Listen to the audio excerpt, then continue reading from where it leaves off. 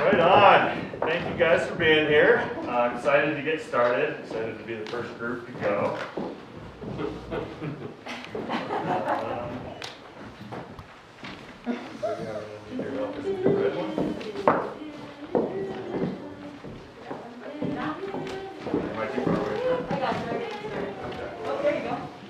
Oh shit! Oh. Guys, we're supposed to be in Zoom like right now for this. This is no good. Where's Andrea? Right here. What? Wait, okay. What? That, I'll explain in a second.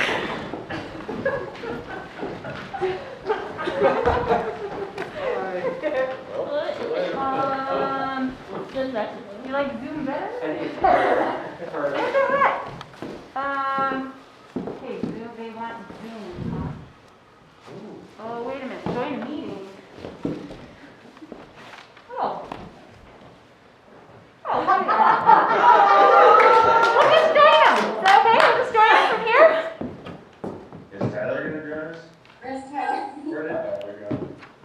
Hey. Oh, he's here. All right. This feels a little bit more normal. You know, I haven't really thought about how the rest of the group is going to see this. You know, I'm sure Andrea can work her magic. That'll be all good. All right, what are we here to do?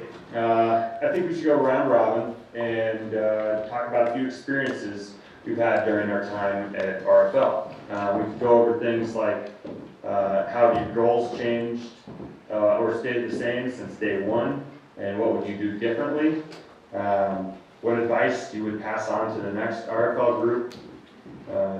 Maybe discuss the most difficult experience for our project team. Describe what are we learning about ourselves as leaders, and how about what is the most important thing that you've learned about yourself as a leader? So, Mackenzie, why don't you take it from here? Sure. Thanks, Zach. The biggest piece of advice I would give to the next group is that they need to trust the process and not worry about delivering on an end goal, except to learn and grow. I would say to future groups to check your expectations at the beginning and throughout the process, and ask yourselves what you hope to take away from the experience and what will make you feel fulfilled. Will delivering an awesome project give you the best experience, or will leaning into things that make you feel uncomfortable or challenge you give you the most at the end of RFL? These are all questions that I think are important to check in on throughout the process. The project component is definitely an important part of RFL, and my group definitely was hung up at times on delivering enough, which I think at times overshadowed our personal experiences and our learning experiences along the way. But listening to our coaches during these times definitely helped, because they were always guiding us and telling us that, you know, we were on track and we were doing really well, which I don't think we necessarily believed. Also, I would say leaning on your team for support is super important when you're struggling, because everyone is there to learn and grow, and the process isn't always going to be linear. And even if your group feels rock solid, you'll definitely run into roadblocks along the way. So figuring out the best channels of communication will be key when you run into these roadblocks. Overall, RFL is a really rewarding experience, and if you're lucky like me, you'll find yourself in a group that supports you and allows you to try new things, make mistakes, and grow. So try to put in as much as you can, because you really only get out of it what you put in. Eric, what about you? You're on mute. I would add to that advice to future, academy participants that really focus, or I would say refer often to the collaborative documents that you make, that you create, the agreements. This includes the team future, rules of engagement, both within the team and with the sponsor, roles within, roles for the monthly roles. But particularly what we really found value was returning to the team future. That particular document allowed us to revisit what our priorities were.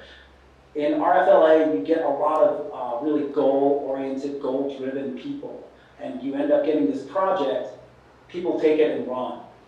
Sometimes you need to pull that emergency brake. At our most challenging point, we were able to return to that document, to that team future, to refocus and refigure out what we were working on.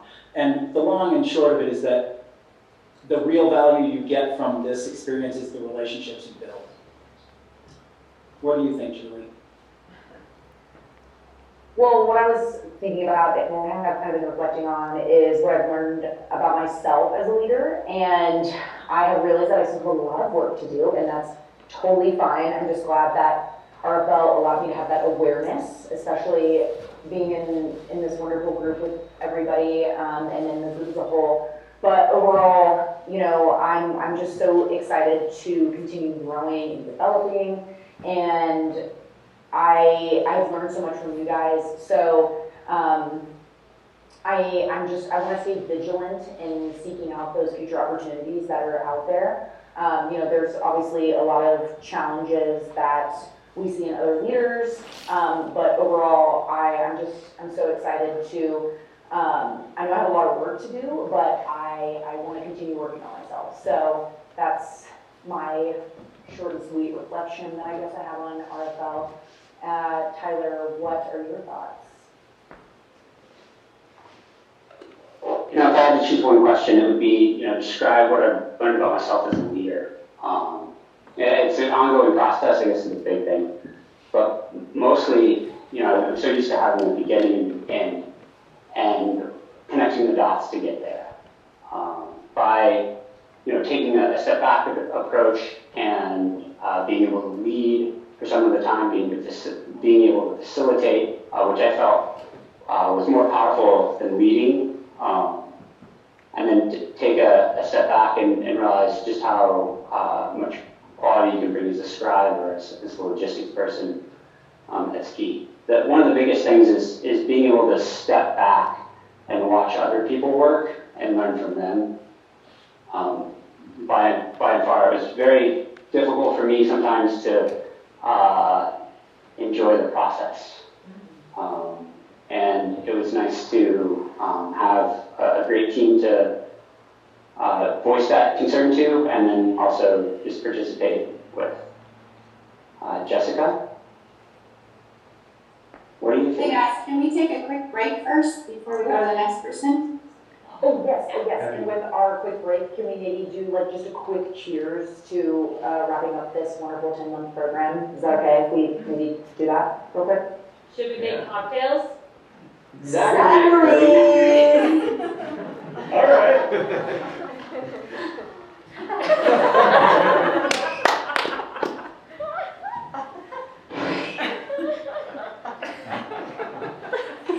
If you like This is such a good idea, guys. Oh my God. I hope you guys are ready. So, Awesome. All right. So, Mackenzie, you ready? Yep. All right. Thank you. All right.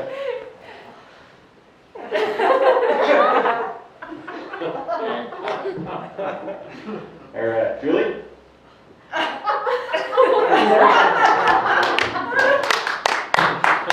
All right, Tyler?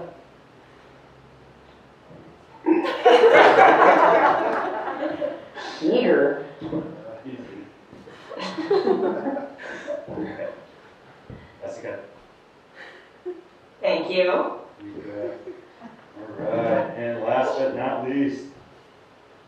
Great.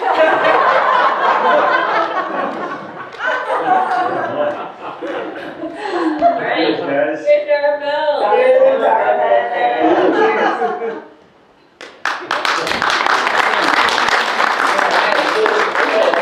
as always. That's a good mastery. But hey, well, look at time. Let's keep going here. I'll go ahead and answer my couple questions. In the last 8 months or so, I've realized I have a lot to learn about myself and the type of leader who I want to be. When I first joined the program, my primary goal was to make friends. As a new transplant to the Valley, I wanted a group of friends I could claim for myself that were separate from my friend or from my family. And while that goal is valid, it really skirted the truth that I was too ashamed and maybe even too embarrassed to admit back then, is that I don't know how to be an effective leader. So I was eager to join RFL and see what I could learn. Though to be honest, guys, the group Civic project really challenged me. I struggled most with the lack of information, the waiting to start, and that just period of unknown. And I used to think that my ability to produce and to call into action in that period of unknown and uncomfortableness was my superpower. But this project experience has taught me that maybe that's my downfall. I'm quick, I habitually act quickly and base those actions on opinions that are not fully developed and grounded, and with little regard to developing others. So in looking back and maybe seeing how I would change my goals, I would challenge myself to spend more time grounding my opinions in sound logic and be more reserved in sharing them. And then when I did share them, be able to be okay with being challenged with them. So I'm leaving RFL grateful for what it's exposed, albeit daunted for the work that lies ahead, but yet optimistic for the group of friends that I've made who will help me accomplish this along the way. Jennifer, do you mind sharing your thoughts with us? Sure, thanks. I chose to talk about what I'd like to pass on to the next RFL group. And the first thing I'd like to pass on to the next RFL group is to trust the process of the creation of your new teammates for the Civic project. You don't get to pick your Civic project teammates like you do for dodgeball. It's actually a balance of team members within the types of the DISC assessment personalities to make up a perfect blend. And in our team's experience, this created a great cohesive team, which led to a smooth team process and long-term friendships. And it will lead to an awesome end result, both personally and professionally. I also want to pass on to the future RFLers to have some balance between your responsibilities to yourself and your team and the Civic project. That doesn't mean spend 33% on one and 33% on the other, etc. But have your priorities balanced and flexible throughout the program. And try not to neglect one area because you're so focused on another area. Just as in a healthy lifestyle, it's a balancing act. First, focus on yourself, which is most likely the main reason that you signed up for RFL, and it's okay to be selfish at times. Second, focus on the program as an individual member, but also as a team member, because this program is for you and your fellow RFLers. Third, focus on the project. You're helping someone with their dreams and their business and their project, which is great, but just as much as they have a responsibility to their project, we too have a responsibility to ourselves as a leader. Zach, do you have anything to comment on? Yeah, thanks. I'd like to answer to how have your goals changed or stayed the same since day one, and what I might have done differently. I don't think I do anything differently.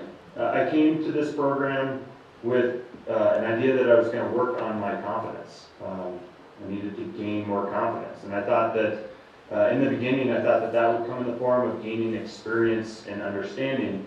And I suppose it somewhat has, but the way that I've realized in RFL that I am learning that I strive for more confidence is through the practices that I've learned through essentially what we've learned in our sessions. And that, for me, is practicing self-regard, independence, controlling impulse, and finding solutions for problem solving when emotions are involved. And, that's how I move forward. So I guess I do have a little bit more understanding than that. I'll lastly say that, I'd love to pass on, for future members, meet as much as possible. One thing that we've learned in this academy with COVID is that, with Zoom, it's kind of a great thing. You can meet more often, and I would recommend doing that. But do not miss out on the opportunities to meet in person, and also take the time, I think we called them forced fun activities, where we met up and we got together and we didn't do anything RFL. And it was really served great as a way to bolster up and really expand our relationships inside this team. So that's been really, really awesome. So, ding! Oh, I don't know if you guys are getting this Pickton County alert, but looks like we just moved back to blue level, and I don't know what that is, but should we go join the group and see what they're all up to? I think we can meet in person now. You guys good with that? Yes. Do it. Do it. All right, see you there. See you there. Bye.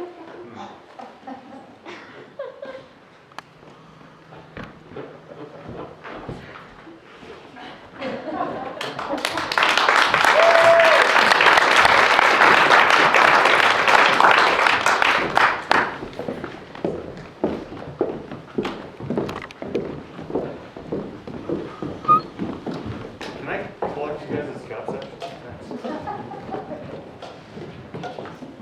Hey, Andrea, I've got those dishes to return. Hey, Joe. Yeah. All right, well, it's great to be back in person, to see people, you know, face to face like this. And I guess since we're back, let's go ahead and should we talk about the project? Oh.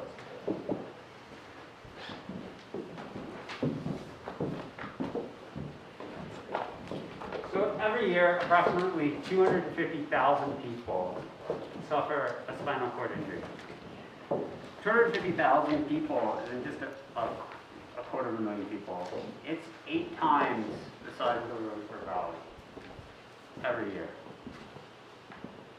Once these individuals recover from their initial trauma, they come home to a new life. A life faced with new realities beyond health, mobility, finances, and self-care. There's a need for a safe place to turn to for help and support to these unique needs. Adam Lavender and Susan Lee created Mods4Quads to serve as a resource for spinal cord injury survivors to help them navigate this new life, to survive and thrive, and to connect.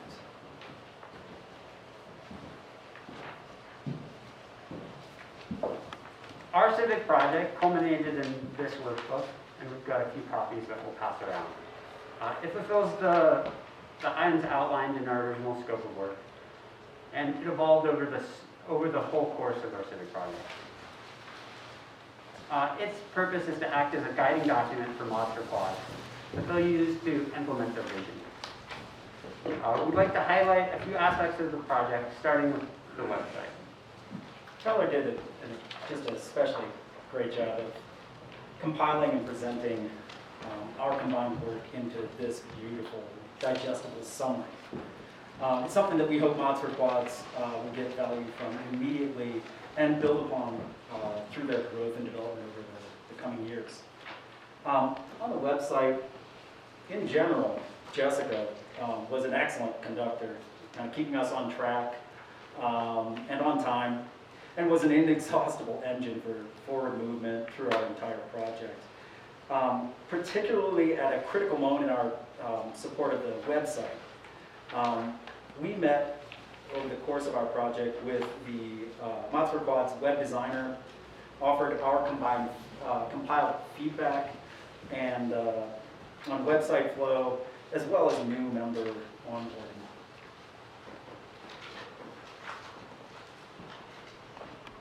Funding is instrumental in the success of any nonprofit. To fulfill the need, we research grants as a source of seed funding for Mods4Quads.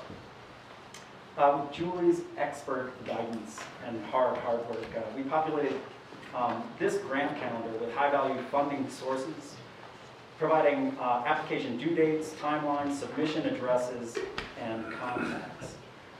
Again, this is something that Mods4Quads can return to annually and add to in the future to help create an Funding is secured, Adam and Susan will need to reach out to a professional network to provide services for content beyond their natural skill sets. Zach directed us in compiling and personally provided many of the contacts in the resources and network contacts. For this, we reached into our personal and professional networks, as well as into the wider Roaring Fork Valley community at large, to provide a wide-ranging list of specialists to produce quality content and carry out Mods4Quads' vision. As content is created and the organization's vision comes into focus, getting the word out is going to be key. Mackenzie allowed us to really turbocharge our project and up the quality of our offering, as she used her PR and marketing expertise to give the team insight into this realm and give Mods4Quads the benefits of her talents. Yeah, so PR is and will be a really important part of their consumer launch and leading up to the launch as well, so they can reach the right audiences and tell the story of their organization and the powerful individuals and ambassadors that are involved. So what we did was we created 3 different pitches based on the ambassadors, and we compiled a target media list so that they can use it as a playbook once our time is done and they're getting ready to launch and conduct their own media outreach.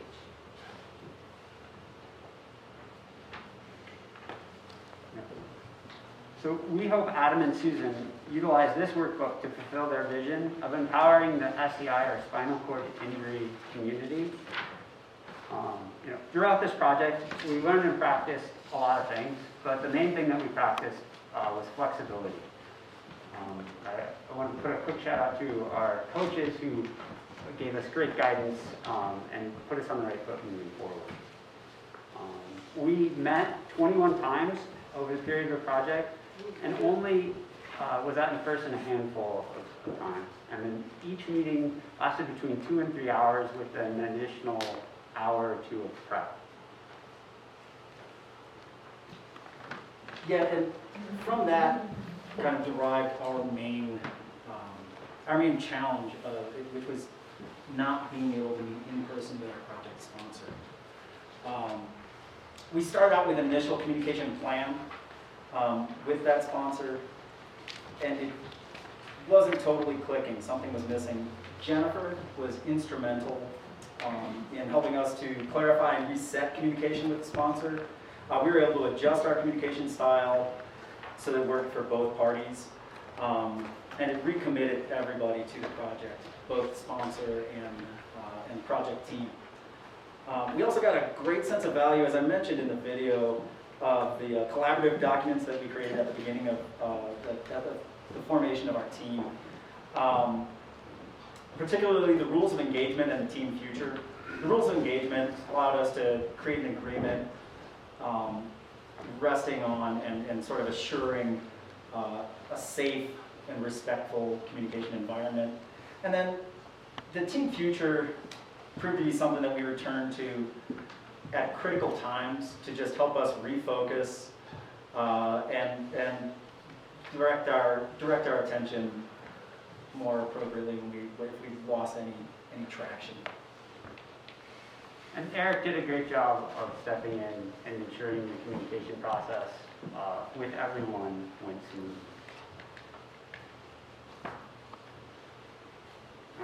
We want to thank everyone for your time, and we're open to any questions that you have.